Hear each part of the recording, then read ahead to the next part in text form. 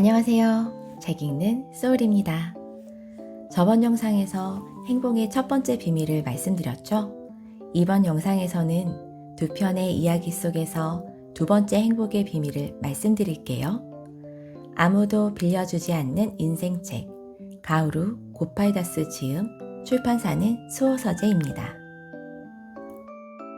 어느 날 왕이 변장을 하고 대신과 함께 마을을 걷다가 오두막에서 가족과 함께 있는 농부를 보았다.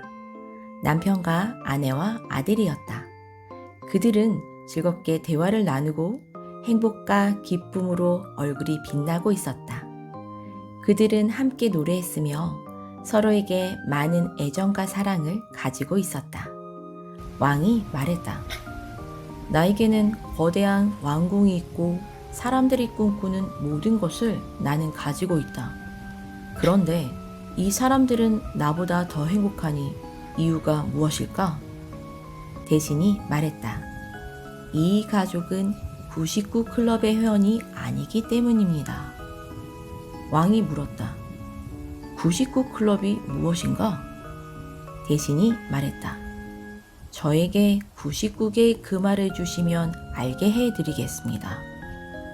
왕이 그에게 금화 99개를 주자 대신이 말했다. 오늘 말고 6달 후에 말씀드리겠습니다. 대신은 99개의 금화가 든 가방을 농부의 집 앞에 몰래 가져다 놓았다. 아침에 일어나 밖으로 나간 농부는 문 앞에 놓인 가방을 발견했다. 그것을 집 안으로 들고 들어간 농부는 흥분해서 가방을 열었고 놀랍게도 그 안에 반짝이는 금화가 가득 들어 있었다. 금화라니, 그런 행운을 여태껏 만나본 적이 없었다. 그는 바닥에 내용물을 비우고 금화를 세기 시작했다. 모두 99개였다. 내가 숫자를 잘못 세웠어. 내가 너무 흥분했어. 다시 세워야겠어. 그는 다시 세었다. 99개였다. 어떤 바보가 하나 더 넣는 걸 잊었지? 숫자를 딱 맞췄어야지. 왜 99개야? 그는 아내를 불러 당신이 세어봐 하고 말했다. 그래서 그녀는 세었다. 당신이 잘못 센 거야. 그래서 이번에는 아들을 불러 네가 세어봐 하고 말했다. 역시 99개였다. 남자는 말했다. 신이시여, 우리는 이렇게 살 수 없습니다. 반드시 100개를 채워야만 합니다. 그래서 그는 금화 하나를 얻기 위해 밤낮으로 일하기 시작했다. 그것을 얻기까지는 몇 달, 몇 년이 걸릴 것이다. 그의 아내는 생각했다. 내 남편은 미쳤어. 정말 제정신이 아니야. 우리는 99개의 금화를 가지고 있는데 이 남자는 한 푼도 쓰려고 하지 않아. 그래서 그녀는 금화 2개를 가지고 쇼핑을 하러 갔다. 남자는 매일 일하고 돌아와서는 밤에 금화를 세곤 했다. 그날도 세었는데 97개였다. 처음에는 금화 1개만 부족했는데 이제는 2개가 더 없어지다니. 그는 소리쳤다. 금화 2개가 어디로 갔지? 아내가 말했다. 나는 당신 같은 미치광이가 아니야. 나는 시내 가서 쇼핑을 해야겠다고 생각했고 그래서 금화 2개를 썼어. 신이시여, 농부가 소리쳤다. 나는 금화 하나를 얻기 위해 피땀을 쏟고 있는데 당신은 나가서 금화 2개를 써버린 거야?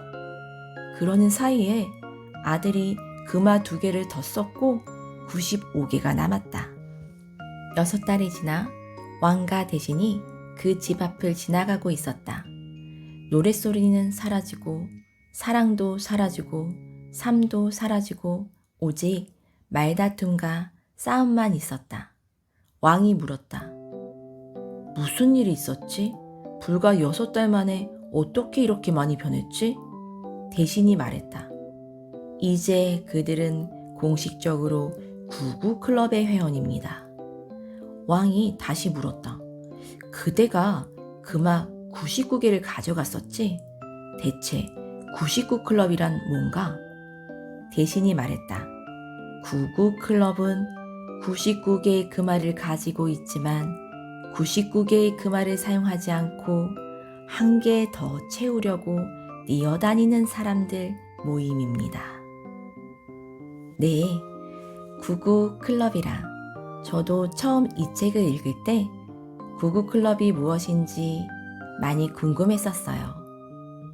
이 99클럽 이야기는 내가 가지고 있는 것들은 당연하게 여기고 내가 갖지 못한 것들만 추구하며 내달리고 있는 모습을 일깨워주고 있습니다.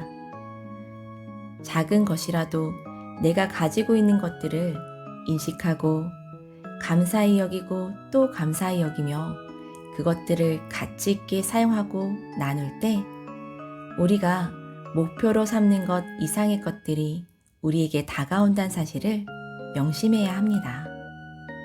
감사하기는 행복의 가장 중요한 요소죠. 100개의 금알을 채우기 위해 99개 금화의 행복을 미루는 99클럽의 회원이 되지 마시고 99세까지 팔팔하게 사는 9988의 회원이 되시길 바랍니다.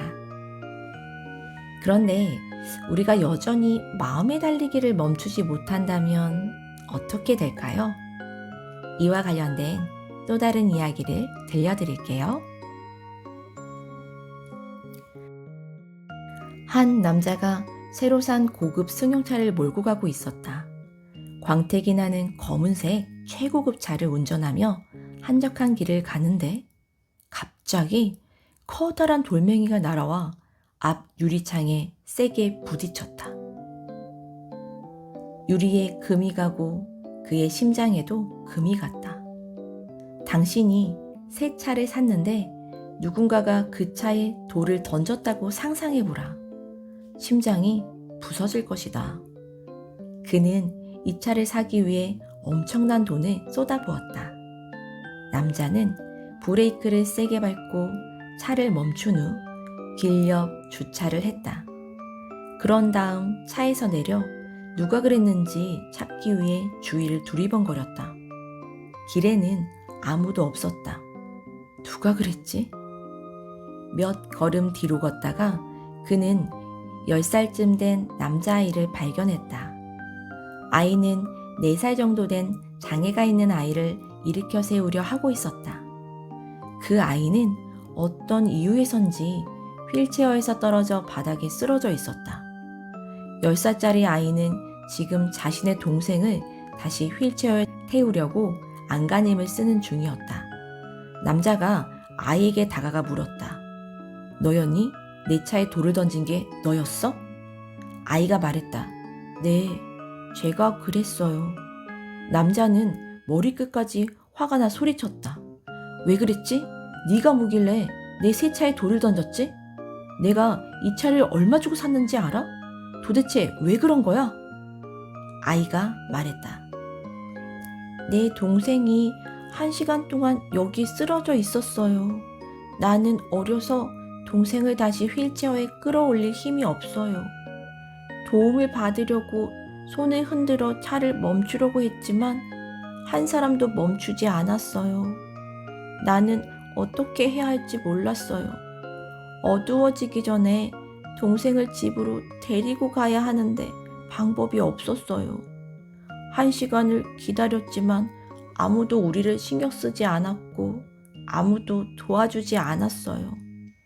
내가 할 수 있는 유일한 방법은 지나가는 차를 멈춰 세우기 위해 돌을 주워 던지는 것이었어요. 그래서 당신 차를 향해 돌을 던진 거예요. 남자는 감동받았고 눈시울이 붉어졌다. 그는 아이를 다시 휠체어에 앉히고 지갑에 있던 돈을 준 뒤 어서 조심해 집으로 가라고 말했다. 그가 다시 자동차 운전석에 앉았을 때 앞 유리에 금간 흔적이 있었다.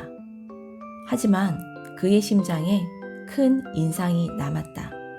남자는 곰곰이 생각하게 되었다. 그는 말한다. 인생에서 의미 있는 것들을 보기 위해 돌멩이가 날아와 당신을 멈춰 세워야 할 만큼 당신의 삶을 너무 빠른 속도로 운전하지 말라. 돌이 날아와 당신을 삶에서 멈추게 할 때를 기다리지 말아야 한다. 당신의 삶을 조금 느리게 만들고 무엇이 더 중요하고 무엇이 삶에서 더 의미 있는 것인지 가끔씩 돌아봐야 한다. 네, 작가는 이 이야기에서 차를 멈춰 세우는 돌을 말하고 있는데요. 이 돌은 우리 인생에서 마주치게 되는 크고 작은 사고와 질병, 하는 일의 실패, 어려운 인간관계, 이별 등을 상징합니다. 우리가 결코 바라지 않는 상황들이죠. 그런데 나에게 던져진 그 돌은 나 자신을 돌아보라고, 주변의 소중한 것들을 살펴보라는 메시지입니다. 그런데도 계속 달리기만 한다면 점점 큰 돌들이 우리 인생에 던져지게 됩니다. 우리의 행복을 위해서요. 이제 행복의 두 번째 비밀을 정리해 볼게요. 내가 가지고 있는 것들에 먼저 감사하고 감사하라. 그리고 돌이 던져질 만큼 과속하지 말고 소중한 것들을 보면서 삶을 운전해라. 행복한 하루 보내세요.